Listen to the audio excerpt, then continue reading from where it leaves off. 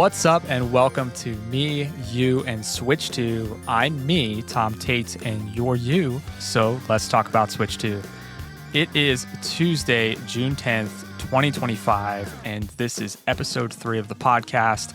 As expected, we've got a lot going on. Switch 2 has been out in the wild for about 5 to 6 days now, and we just had Summer Games Fest, which admittedly, it might have been a bit more exciting if you are a Microsoft or a Sony fan, but we got a few Switch announcements, which I'll drop in this episode, and we'll cover some post-launch learnings and reviews.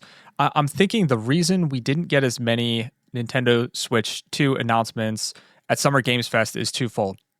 So one, I don't think Nintendo needs that hype.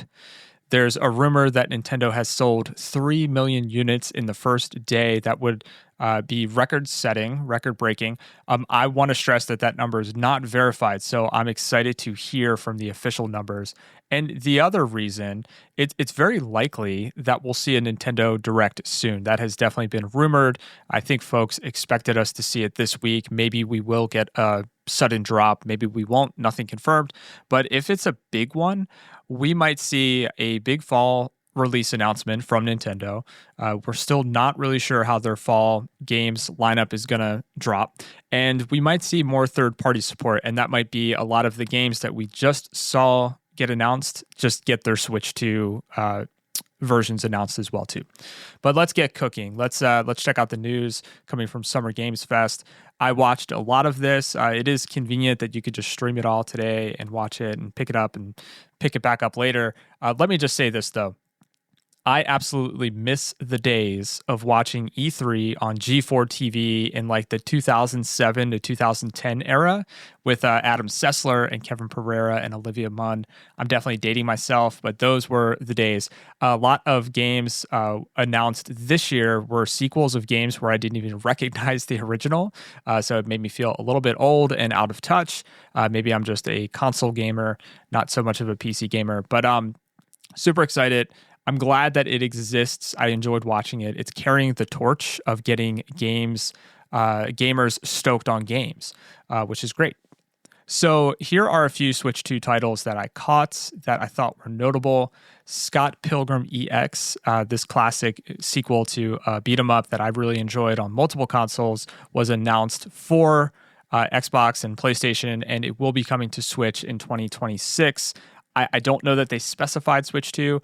For some of these games, they didn't specify Switch 2, but it's backwards compatible, and let's just assume that by the time they release, they will be marketed as Switch 2 titles. Sonic Racing Cross Worlds, the developer for this game threw a little dig, a little shade at Mario Kart for not having cross-platform multiplayer. I thought that was pretty funny, but you know, we all know Sonic Racing. Here's another kart racer. This will be coming to Switch. Mina the Hollower. This game looks incredible. So this is a beautiful retro adventure game from Yacht Club Games. They did the Shovel Knight games. This will hit Steam and consoles on Halloween this year. I cannot wait to play this game. It is a classic throwback to the days of like Legend of Zelda on Game Boy Color.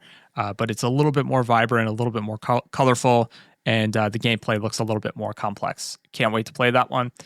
Mouse PI for Hire was announced for multiple consoles, including Switch 2. This is a first-person shooter, but the animation, the graphic style is in the style of classic Mickey Mouse cartoons, right? So it's very similar to Cuphead's look and feel, but it's black and white. It's kind of monochromatic. Very, very interesting looking game. It really does look like those Mickey Mouse animations. And I know that the classic Mickey Mouse went into public domain. So maybe that's how they're getting away with it. But it looks a little irreverent. I'm excited for that game. I want to learn more. There's no release date for this yet, but we know that Final Fantasy VII Remake Intergrade will hit Switch and now Xbox. It was announced for Xbox this holiday. So we don't have the official date, but it's coming soon. Tony Hawk Pro Skater 3 plus 4 got a new trailer. It's coming to Switch 2 next month and revealed that Bam Margera and a Teenage Mutant Ninja Turtle crossover will be included in the game. Marvel Cosmic Invasion. This is another beat 'em up. I want to say that this is from the team that did Shredder's Revenge, which was a really fun throwback game. this is coming to Switch. And She-Hulk and Rocket were announced as characters at Summer Games Fest. I don't know if this was at Summer Games Fest, but it happened during Disney's Dreamlight Valley is getting a Switch 2 edition. Lego Party, a bit of a Mario Party clone, very much a Mario Party clone, not even trying to cover that up, I'll be honest. It looks a little underwhelming, but that's coming to Switch. Nicktoons and the Dice of Destiny. This trailer featured SpongeBob in the gameplay. It looks a little Diablo style, Diablo-like, with a Nicktoons skin over it.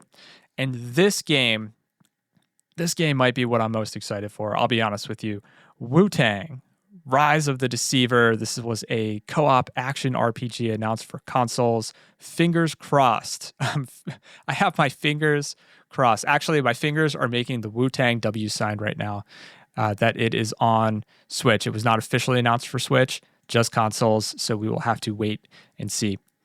But enough about what's coming. We are still soaking in the launch, as I mentioned, 5 to 6 days with the Switch 2 in hand. Here's a few more kind of hardware and launch headlines that I picked up along the way. 8BitDo, the third-party controller company, these controllers did not work at launch. And I mentioned I could not get mine to work either. They make great, affordable controllers. If you don't want to pick up the Pro controller from Nintendo, they've since released a firmware update to get them going. So I hear we're all good now. I haven't had a chance to try myself, but that's looking good. And I hope more third-party accessories for Switch follow suit and they begin to start working on Switch 2. YouTube is working on getting their app up and running, so possibly we get other providers following suit there too. I didn't watch a ton of media on my Switch, but Switch 2's screen is like significantly bigger. We're in tablet territory, so I might consider it if it's there. So I'm looking forward to seeing what comes to Switch 2 in terms of streaming. You know, I used to watch Nintendo Minute on my DS, 3DS all the time, so it's all on the table. A teardown from iFixit revealed that Switch 2 is difficult to repair, even more difficult than the original Switch. So let's hope you and I do not have to crack open our Switches anytime soon. This is a fun one. So if you're playing GameCube games, which are now available on Nintendo Switch Online, and if you use the official Nintendo GameCube controller, the new one, not an old wired one, you get this really nice purple color scheme, a nice theme. You can also trigger the GameCube boot animation by pressing the left joystick left while starting the app. And I saw that you can trigger the puppy sound boot animation by holding the joystick left and then pressing the triggers repeatedly. Bob Wolf from the Wolf Den podcast had a YouTube short where he did that. It was very cute. Nice Easter eggs. You know, maybe there are more that people will discover, but I thought that was great. I did test out my old wired GameCube controller and USB adapter on Switch 2. The controls actually worked fine. So I was able to use my GameCube controller plugged into the USB adapter to play Soul Calibur 2. It was great, but there's no minus button to go back to the menu, which made playing a bit of a challenge. I did order one of the new wireless ones, so I'll let you know how it is when it comes in. I will say that the CRT video filter for GameCube looked really great on my TV. Not sure about your TV. Your mileage may vary, but such a nice addition. I played so much Soul Calibur 2 my first year of college, Soul Calibur 2 on GameCube, and we had Halo 2 on Xbox. It was a golden era. I have the starstruck emoji just popping up over my head right now repeatedly. So listen, there are lots of reviews out there right now for the Switch, for the Pro controller, for specific launch games, for accessories, all the things. I'm going to save some of those and I'm going to share them over the coming month or so, maybe coming months. We've got a lot of news right now because it's launch week, Summer Games Fest. But when that slows down, I want to have some more stuff to dig into. And I want to keep these episodes as close to 5 to 10 minutes as possible. 10 minutes on the upper end. Last time we went 15. So we're going to try to end things now. So that's it for today. I'm off to work. Subscribe to Me, You, and Switch 2 on your podcast listening app of choice. We're also on YouTube now. I have a website. I'm setting up profiles on Blue Sky and Instagram. All the things, more coming soon. But right now, just subscribe. Keep in touch. Thank you so much for your time and attention. Much love. Now go play some games.